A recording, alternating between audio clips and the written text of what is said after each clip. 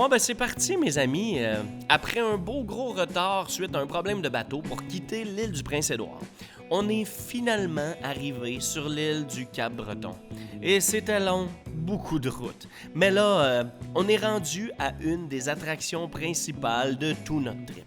On a commencé notre parcours de l'île à la pluie, mais on a quand même eu quelques éclaircies pour commencer à apprécier la côte avec un magnifique soleil descendant. Puisqu'il commençait à se faire tard, on a cancellé le projet d'aller camper et on s'est plutôt pris une petite chambre de motel à Chéticamp, question de relaxer un peu plus, ce qu'on fait pas vraiment souvent. Et on a bien fait, hein? Parce qu'on s'est retrouvés dans un super restaurant et on a passé une super soirée sur le balcon de notre motel avec une petite famille rencontrée sur place. Disons que si on sait ouvrir nos bras et apprécier ce qui s'offre à nous, la vie fait souvent très bien les choses.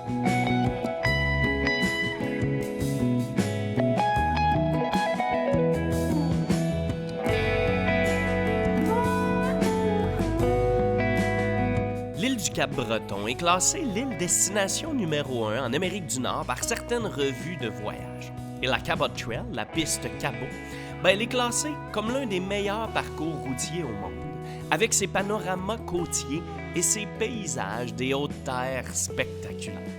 Anciennement appelée l'île Royale, on se retrouve ici dans des paysages hors pair, sur une route vraiment spectaculaire. Et c'est justement la raison de notre présence ici.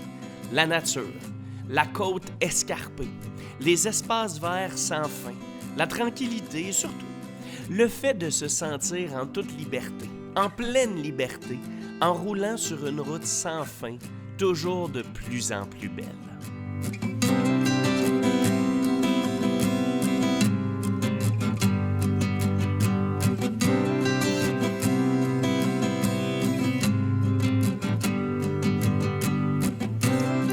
L'île du Cap-Breton a une superficie de plus de 10 000 km².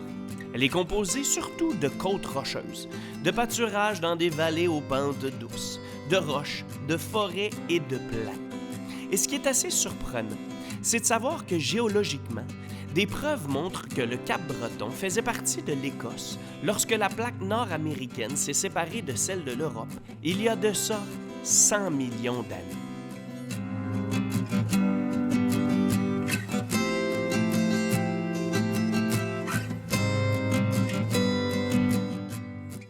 Aïe aïe, c'est tellement beau.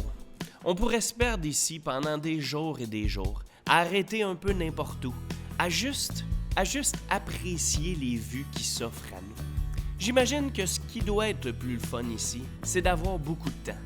D'avoir 2, 3, 4, 5 jours à se promener comme ça, à faire du camping en nature, à faire plusieurs randonnées et à juste relaxer, à marcher, à s'amuser, à se changer les idées et à juste apprécier tout ça.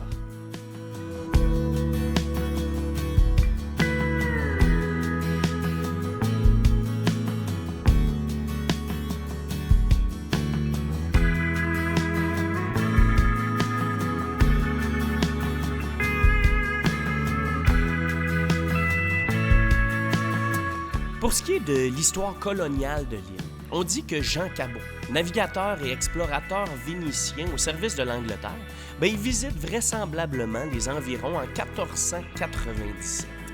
Les Portugais s'installent à Ingonish pour la pêche en 1500 et les Micmacs auraient collaboré avec eux pour la chasse à la baleine. Les Français, eux, s'établissent dans la région vers les années 1600. Ces derniers établissent une colonie de pêcheurs en 1729 à Ingonish, qui devient 10 ans plus tard le second village le plus populeux de l'île après la forteresse de Louisbourg. Elle est cependant incendiée en 1745 par les Anglais lors de la première prise de Louisbourg. La déportation des Acadiens débute en 1755 et certains rescapés se réfugient à Chéticamp, où ils vendent leur production agricole. Des immigrants français grossissent la population de Chéticamp durant la Révolution française. Durant les années 1800, des Écossais et des Irlandais s'établissent dans les Hautes-Terres. Quelques autres immigrants, notamment des loyalistes, s'établissent le long du littoral. Vous comprendrez donc que la population du Cap-Breton, c'est un peu un melting pot de plusieurs personnes qui viennent de plusieurs endroits différents. Il faut aussi savoir que les Néo-Écossais du continent et ceux de l'île ont le sentiment d'être très différents les uns des autres. C'est un peu normal en même temps, hein, parce que les colonies étaient séparées de 1713 à 1763 et de 1784 à 1820. Ce qui fait que une visite en Nouvelle-Écosse sans venir découvrir l'île du Cap-Breton, je vous dirais que c'est pas une visite complète parce qu'il vous en manquerait un très gros morceau.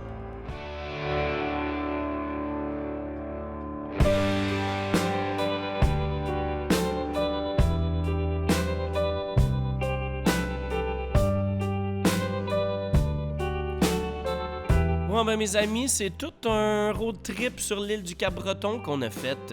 Je vous garantis que j'en aurais pris beaucoup, beaucoup plus. Mais comme la vie est courte et qu'il faut rouler, on doit se contenter de ce que vous avez vu avec nous. J'espère que ça vous a quand même donné des bonnes idées pour venir faire un tour ici. Venez vous amuser, venez prendre vos vacances dans le coin. Et en même temps, likez, partagez, commentez. Abonnez-vous à On Part Travel et continuez à nous suivre. On descend en direction de Halifax. Ciao là!